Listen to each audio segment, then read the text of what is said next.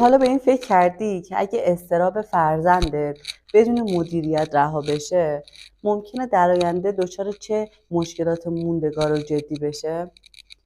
اضطراب مزمن مانع پیشرفت تحصیلی و اجتماعی میشه، اما خبر خوب اینه که میشه با یک سری اقدامات درست جلوی پیشرفتش رو بگیریم. اضطراب‌های مزمن نشونه‌هایی دارن که میتونیم به نشونه‌هایی مثل رفتارهای تکرار شونده، اجتناب از موقعیت‌های اجتماعی، علائم جسمی پایدار و همچنین افت تحصیلی و دقت و تمرکز پایین اشاره کنیم.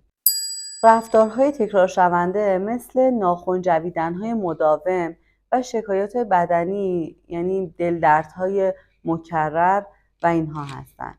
اجتناب از موقعیت‌های اجتماعی هم مثل خودداری کردن فرزند از رفتن به فعالیت‌های گروهی و مدرسه هستش و همچنین تمرکز و افت تحصیلی هم به این صورته که حتی اگه معلم‌ها و والدین هم تلاش‌های مکرری کنن ولی باز هم سطح یادگیریش پایین باشه.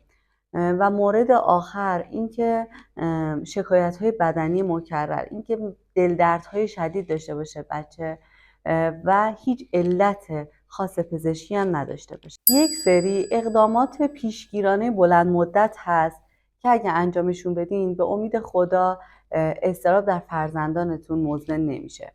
یکی از اونها ایجاد تاب‌آوری در فرزنده. چرا تاب‌آوری مهمه؟ چون تاب‌آوری یعنی این که کاری کنیم فرزندمون از بعد از موقعیت‌های اضطراب‌آور و مشکل دار سریع به حالت عادی برگرده. راهکارش چیه؟ اینکه با فرزندمون صحبت کنیم که و روزهایی رو بهش یادآوری کنیم که از چالش‌های بزرگ زندگیش عبور کرده و الان به حالت عادی برگشته.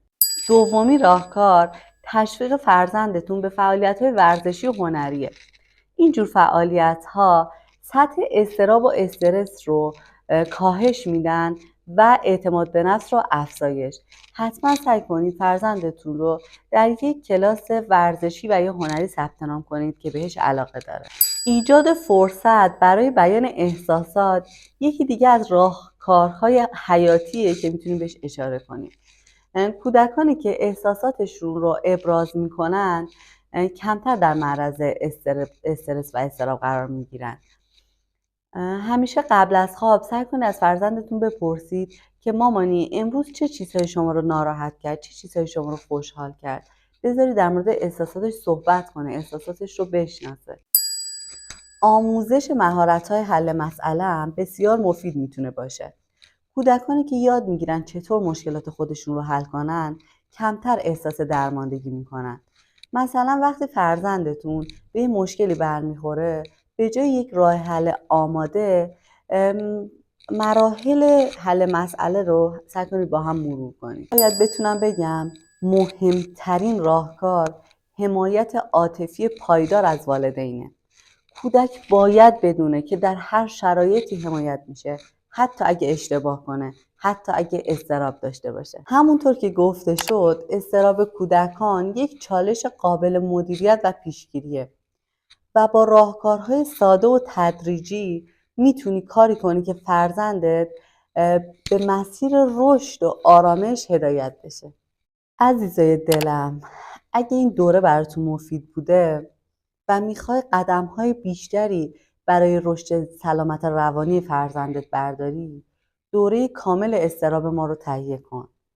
تو دوره کاملمون به اضطراب از 0 تا 100 به طور عمیق پرداخته شده و یه جورایی یه لقمه آماده است برای ریشه کن کردن به امید خدا اضطراب فرزندتون. بهترین ها رو براتون آرزو دارم. پیروز باشید.